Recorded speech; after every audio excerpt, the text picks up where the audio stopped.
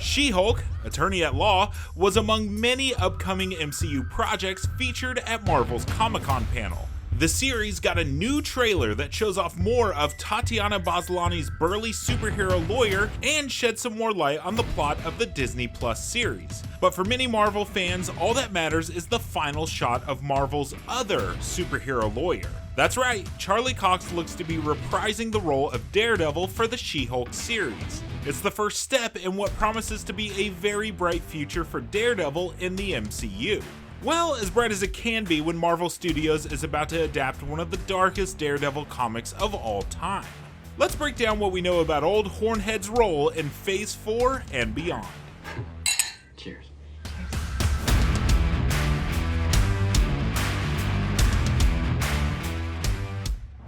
She-Hulk, Attorney at Law won't be the first time we've seen Charlie Cox's Matt Murdock in an official MCU project.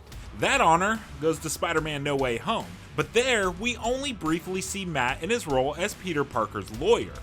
How did you just do that? I'm a really good lawyer. He did his job, but we never got to see Matt actually suit up and fight crime. That won't be an issue with the She-Hulk series, it seems. We see Daredevil appear in a new costume that seems to combine elements of his black suit from Season 1 with a more traditional comic book inspired look. We also see Daredevil wielding his trademark twin billy clubs.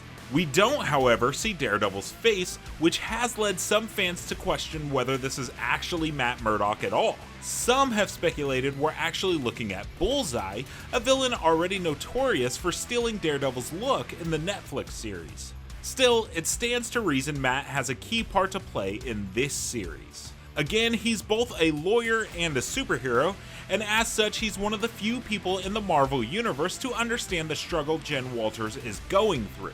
The trailer also reveals that Jen has been hired by a high-powered law firm to spearhead a new division that specializes in superhuman legal matters. The series may show Matt Murdock stopping by to lend his legal expertise by day, and then suiting up to punch bad guys with She-Hulk at night.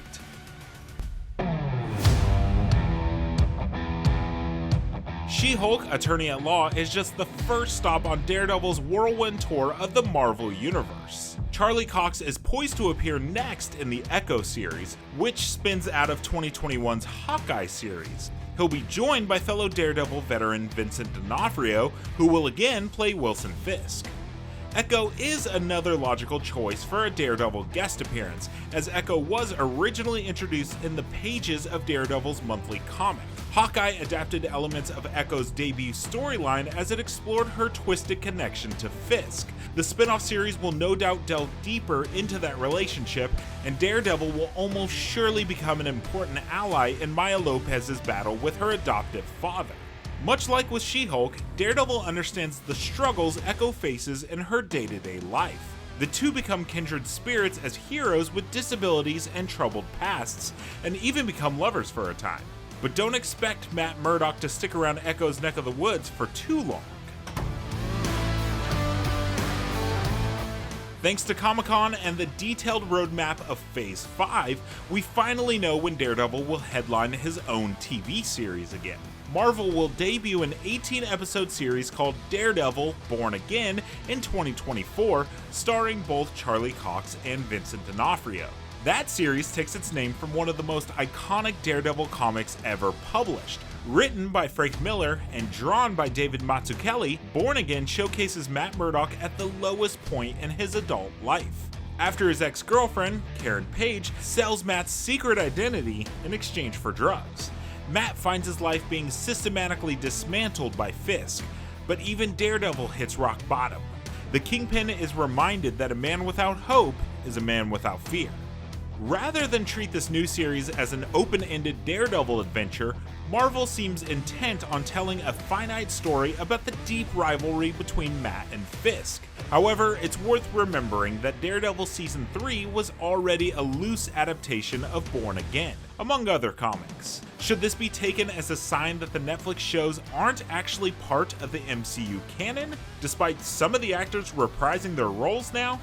Will Born Again wipe the slate clean and start over where the Daredevil Kingpin rivalry is concerned? Or should we assume that Born Again will be akin to Avengers Age of Ultron, an MCU project that shares the name of an existing Marvel Comics book but tells a very different story? At 18 episodes, there's plenty of room for the series to expand and embellish the original graphic novel. Hopefully, we'll see other Daredevil villains like Bullseye and the Owl. We may also see a new take on Nuke, the drug-addicted super soldier who appears in the climax of the comic and previously appeared in Jessica Jones Season 2. Charlie Cox is set to appear in at least one other MCU series in 2024. He'll be voicing Daredevil and Spider-Man Freshman Year, an animated series that chronicles Peter Parker's earliest months as a superhero high schooler.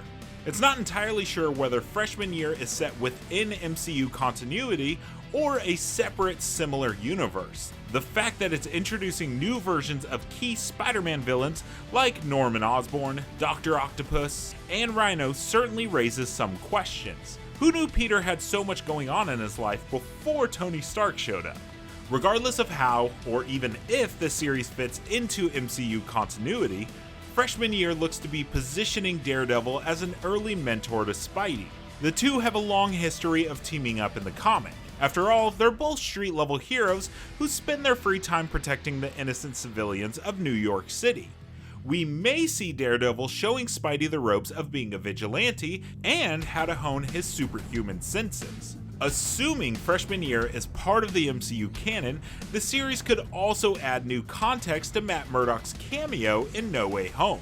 The movie never explains why Matt shows up to bail Peter out of trouble, but we may come to learn the two are actually old friends dating back to Peter's early months on the job. Which upcoming Daredevil appearance are you most excited for? Do you want to see Born Again build on the foundation of the Netflix series, or blaze its own trail? Let us know in the comments, and make sure you like and subscribe to IGN wherever you like to watch. Hello. I think I'm jealous. Is that what I'm feeling?